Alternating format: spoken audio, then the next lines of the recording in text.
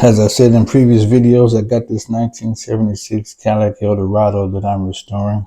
I've shown you all underneath the hood and everything I've done as far as cleaning up the engine bay, cleaning up different parts of the engine compartment.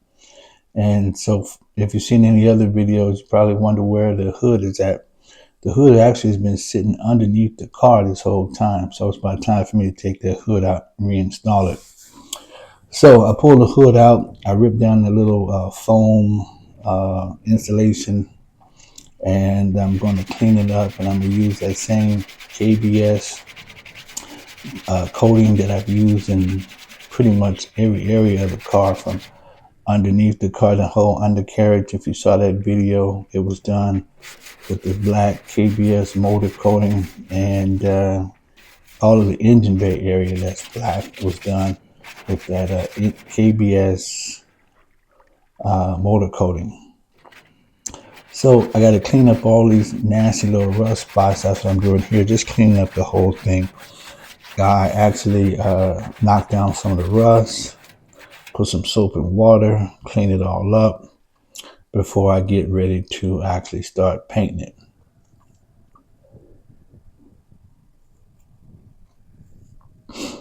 Just done out front. So after a while, I take the hood into the house. I start painting it. As you see here, I painted half of it. That stuff goes on wet.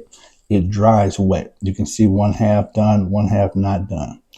But eventually I knocked the whole thing out, and this is actually how it looks when it's all completed. It looked like this. Wet, and that's actually dry. In other videos, I talked about powder coating the hinges as well as the spring. And boy, there was a story behind putting on hinges as well as them springs. To put the hood on, you're going to need at least 3 or 4 people to help you with that heavy-ass hood. But I actually took the hood off and forgot how it went back on, so I had to actually ask some folks in Facebook exactly how it goes. I thought it went with just a bolt and a nut, but I was educated to the fact that it actually has these this rod where the nuts are fastened to. I actually lost one of the rods, so I had to fabricate one of the rods. That's what you see here.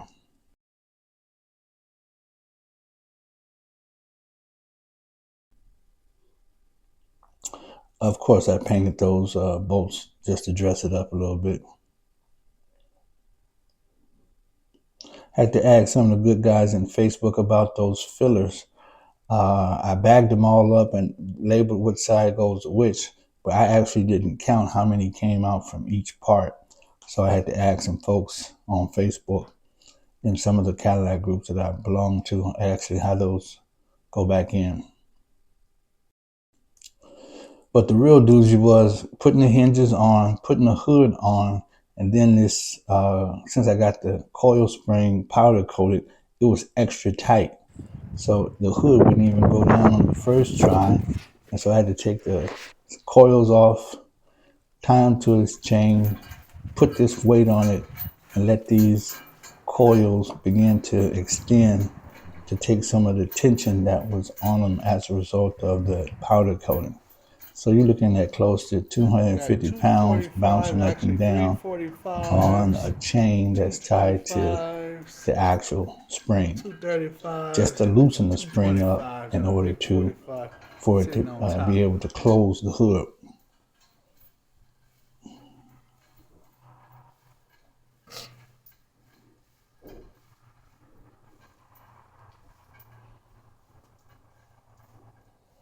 But the problem popped up again where after installing the new springs, I had the hood pop up.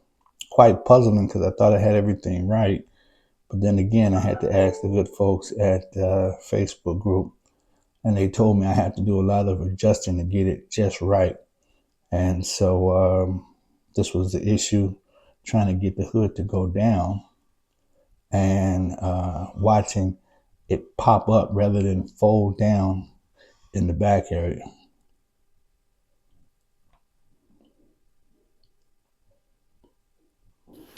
Okay. So that's what I'm stuck with now, going back and forth every other day, trying to adjust it and see what side needs to be pushed to the left, what side needs to be pushed to the right, which sides need to be pushed up.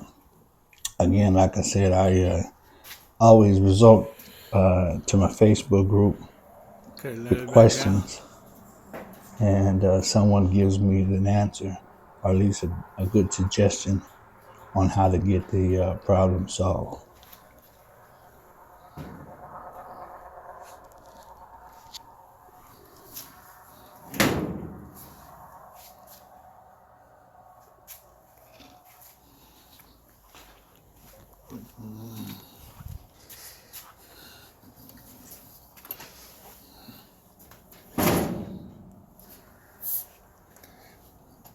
Lift it back up.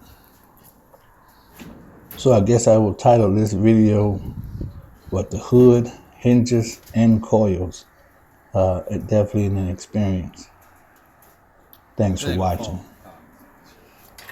Yeah. Alright, push it down.